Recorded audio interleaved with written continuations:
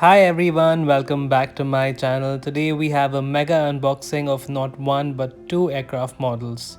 We have the Lufthansa A380 and the Queen of the Skies 747. Let's begin. I'm gonna keep the 747 aside for now and first unbox the A380. I've been searching for this model for quite some time now and I finally have this model in my hands. I absolutely adore the A380 and having flown this very aircraft from Houston to Frankfurt, I definitely wanted it to be a part of my collection. Here's the front of the box. And here's the back side of the box. As you can see, this model was manufactured by Gemini Jets in 2013, so it's a fairly old release. Goes without saying, this model is completely sold out at present and I've seen ads on eBay ranging between 500 to 800 US dollars.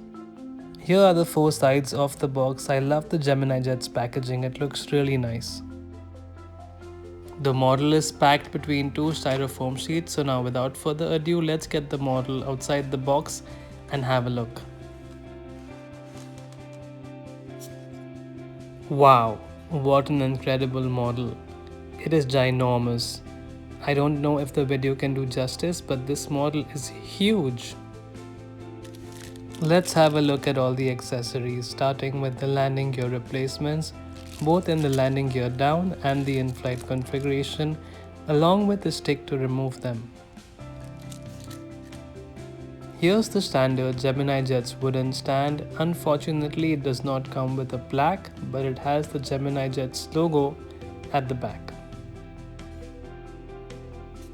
Now let's gently get the model outside the box. It's squeezed in very tightly, so I have to be very careful while pulling it out. Now before I begin the detailed review, I'd like to point out a small error made by Gemini Jets. The box mentions the registration Delta Alpha India Mike Bravo, Munich, but the model is Delta Alpha India Mike Juliet, Brussels. Nonetheless, let's begin our detailed review of the right side of the aircraft. Starting with the nose section, you have the radome, the probes, the cockpit windows, along with the wipers. Thereafter, you have the Star Alliance logo, more probes, and the Lufthansa logo. Here's the R1 door, the name of the aircraft, the name of the city, and the Lufthansa titles. Here's the R2 door, the cargo compartment door, the nose landing gear with the registration Mike Juliet, and the antenna at the bottom. On top of the aircraft, you have two anti-collision lights and some antennas. Moving along to the midsection of the aircraft, you have some antennas, some cabin doors, and this enormous A380 wing. The Lufthansa A380 is powered by four Rolls-Royce Trent 900 engines. These engines are really well detailed. Here you have the vortex generator, the engine nacelle, the pylon, and the markings at the base of the engine along with the exhaust. Here's the right wingtip of the aircraft. You have the navigation and the strobe lights. These are the nose step line markings on the wing. Moving along to the aft section of the aircraft, you have three cabin doors on the upper and the lower deck, the flag of Germany, the registration of the aircraft, the cargo door, and the bulk cargo door along with the antenna on top. An interesting thing to note here is the Lufthansa.com titles are missing about the registration of the aircraft. These titles were a part of the paint scheme at delivery, but soon after Lufthansa removed them from all their aircrafts for unknown reasons. If anyone watching knows why they were removed, please let me know in the comments below. Back to our review, here we have the APU inlet door, the Lufthansa crane, Mike Juliet registration of the aircraft. The white dot here I believe is the camera which is used by the pilots to taxi the aircraft. Let's take a closer look at the top view of the right wing. Here you have the nose step lines, followed by the leading edge slats of the wing, trailing edge flaps and the ailerons. Here are the numerous spoiler panels on the wing. Moving along to the horizontal stabilizer, you have the nose step lines, the logo lights and the elevator. Here's a close-up shot of the tail cone. You can see the APU exhaust. Here's an overview of the aircraft. One can truly see how massive the wingspan is. Here's the front view of the aircraft. The Gemini jet's mold is very accurate with all the correct details, making the model look very realistic. Moving along to the left side of the aircraft, I will not be going in depth as both sides are almost identical. I will however point out all the areas I did not cover on the right side, so let's begin. Here you can see the landing light detailing. Here let's take a closer look at the engine fan blades. All 4 engines spin and are very well detailed. Here's the very well detailed undercarriage of the aircraft. Each wheel can spin and the undercarriage bogie can tilt. Now I have the aircraft model placed on its stand with the landing gear down.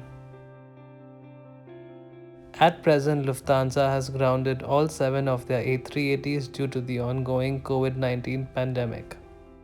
It really breaks my heart to know that these aircrafts will not be flying around for too long. And although this aircraft was not a commercial success, it will still be an engineering marvel and go down in history as the largest ever passenger plane, and will hold a special place in my heart forever. Now, without getting emotional, let's begin with our next unboxing. A true icon that needs no introduction, the Queen of the Skies, Lufthansa Boeing 747. Here's the front of the box, and here's the back side of the box. As you can see, my box was slightly damaged while shipping. Here's the side of the box. Once again, let's get the model outside the box and have a look. There's something just so satisfying about unboxing a brand new model and seeing it for the first time.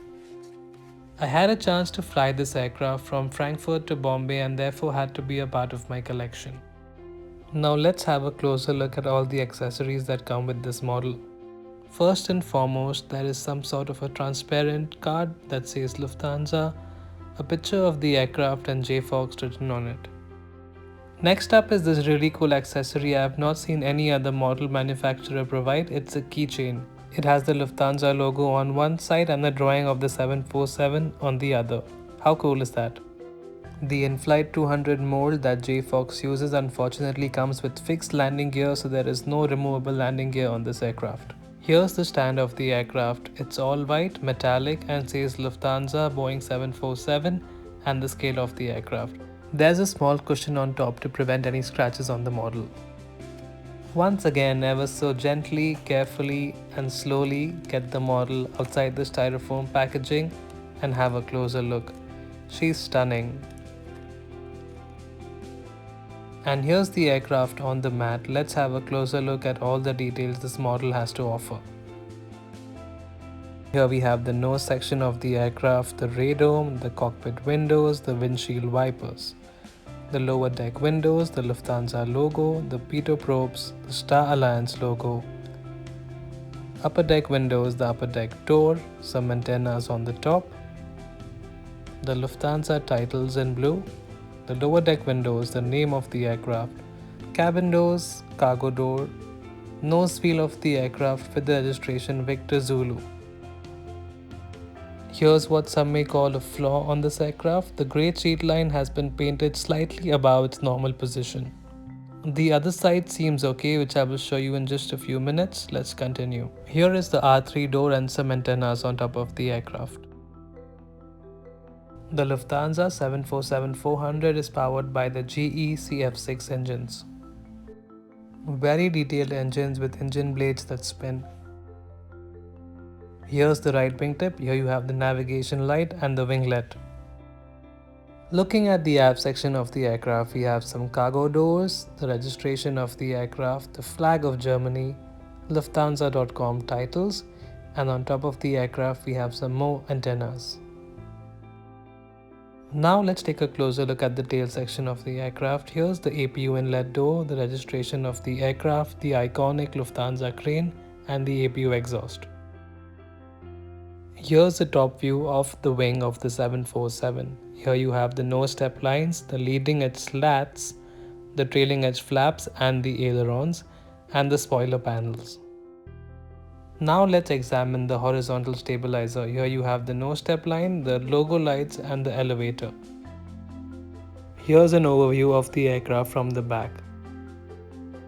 Here's an overview of the aircraft from the front. The wingspan is impressive and the shape makes the plane look so iconic. Once again, I will not be going in an in-depth review of the left side as both sides are identical. I will of course review any differences or things I've missed out on the other side. Let's begin. Here is the flight deck overhead escape hatch and here are the wing landing lights. As mentioned earlier, here you can see the cheat line is uniform, it's a straight line unlike the other side. Except for the lack of cargo doors on the left side of the aircraft, markings on both sides remain identical. Now let's have a look at the underbelly of the aircraft. This Lufthansa livery has the underbelly painted in grey. Here's the steerable nose wheel of the aircraft. Now let's talk about the infamous Inflight200 wing joint. I personally don't have a problem with it, but some collectors prefer the Gemini200 model over this because of the joint.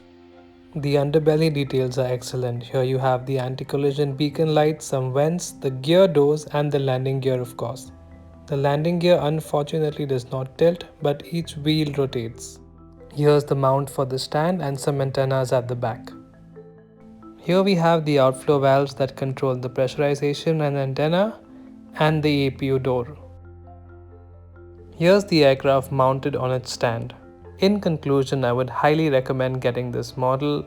Despite the small flaws like the cheat line and some say the cockpit windows are disproportionate, but that's something I do not have a big issue with.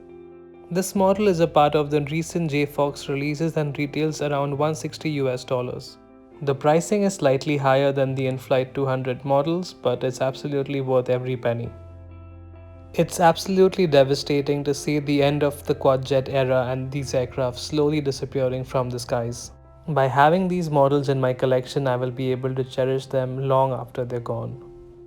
Nonetheless, I hope you enjoyed watching this video. If you did, please like this video, comment, share and subscribe to my channel. I hope to see you guys in my next unboxing. Until then, take care and have a nice day.